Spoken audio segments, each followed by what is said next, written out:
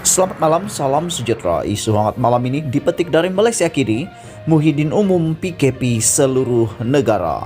Berita sepenuhnya, Perdana Menteri Muhyiddin Yassin mengumumkan perintah kawalan pergerakan kini diperluaskan ke seluruh negara. Langkah itu katanya diputuskan dalam sidang khas Majlis Keselamatan Negara mengenai pengurusan COVID-19 yang dipengerusikannya hari ini, ekoran tren peningkatan kes harian COVID-19 yang meletakkan negara berdepan gelombang ketiga wabak. Rantaian jangkitan COVID-19 hanya dapat diputuskan dengan menggalakkan orang ramai duduk di rumah menerusi kawalan pergerakan yang lebih ketat. Sehubungan itu, sidang khas Majlis Keselamatan Negara mengenai pengurusan COVID-19 yang saya pengerusikan hari ini telah membuat keputusan untuk melaksanakan perintah kawalan pergerakan di seluruh negara, katanya dalam kenyataan hari ini. PKP kali ini berkuat kuasa dari 12 Mei hingga 7 Jun 2021. Ini tidak termasuk larangan yang telah diumumkan lebih awal oleh Menteri Pertahanan Ismail Sabri Yaakob kemarin, yaitu larangan rentas daerah dan negeri, larangan aktivitas sosial, sukan dan pendidikan yang berkuat kuasa 10 Mei hingga 6 Jun. Namun, semua sektor ekonomi masih dibenarkan beroperasi dalam tempoh PKP. Dengan pengumuman itu, hanya 3 individu dibenarkan berada dalam satu kendaraan, termasuk pemandu bagi kendaraan persendirian, taksi dan e-hailing. Bilangan penumpang, kendaraan yang membawa barangan, serta rantaian ekonomi atau industri pula bergantung kepada jumlah yang dibenarkan dalam lesen pendaftaran kendaraan perdagangan. Bilangan orang yang dibenarkan di dalam pengangkutan awam pula mestilah mematuhi penjarakan sosial atau fizikal dan mematuhi SOP yang telah ditetapkan.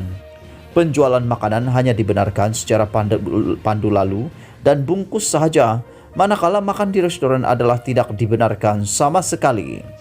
Majikan juga diwajibkan melaksanakan dasar bekerja dari rumah dengan kehadiran tidak lebih 30% kaki tangan pengurusan pada setiap masa.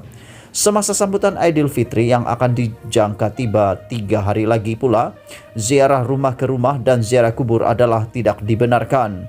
Solat sunat Aidilfitri pula tertakluk pada kapasiti masjid dan surau tidak melebihi 50 orang bagi masjid dan surau yang boleh memuatkan lebih 1.000 orang jemaah dan 20 orang bagi masjid dan surau yang boleh memuatkan kurang daripada 1.000 jemaah. Had bilangan jemaah yang sama terpakai bagi solat fardu 5 waktu dan solat Jumat. Selain itu, operasi rumah ibadah bukan Islam juga akan diperketatkan. Langkah-langkah khusus yang sedang dilaksanakan di Sabah, Sarawak dan wilayah Persekutuan Labuan diteruskan, kata Muhyiddin. Selain itu, seperti diumumkan Ismail kemarin, rentas daerah dan rentas negeri adalah dilarang kecuali untuk tujuan kecemasan, kesehatan, bekerja, ekonomi, temu janji, vaksinasi, dan pasangan jarak jauh. Semua perhimpunan sosial, aktivitas sukan dan rekreasi adalah dilarang, kecuali sukan dan rekreasi individu di kawasan terbuka seperti jogging, berbasikal, dan senaman. Semua institusi pendidikan juga diarah tutup, kecuali untuk pelajar yang akan menduduki peperiksaan antarabangsa.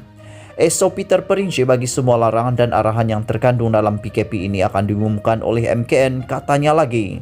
Mengulas pelaksanaan PKP, kata Muhyiddin, dengan jumlah kes harian melebihi 4.000 kes dan 37.396 kes aktif dengan 1.700 kes kematian setakat hari ini 10 Mei, Malaysia sedang berdepan gelombang ketiga COVID-19 yang boleh mencetuskan suatu krisis nasional.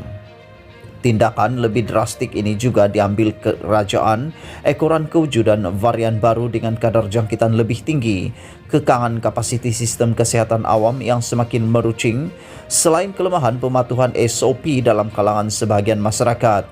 Data dan sains terus menunjukkan bahwa aktiviti-aktiviti perhimpunan yang menyukarkan penjarakan sosial dan keberadaan orang ramai dalam ruang yang sesak menjadi punca utama penularan COVID-19, katanya lagi. Oleh hal yang demikian, tambahnya, PKP di seluruh negara itu harus dilaksanakan bagi mengelakkan negara terjerumus ke dalam malapetaka kesehatan yang lebih parah. Sekian isu hangat petang ini. Jangan lupa tekan butang subscribe dan kita jumpa lagi. Bye-bye.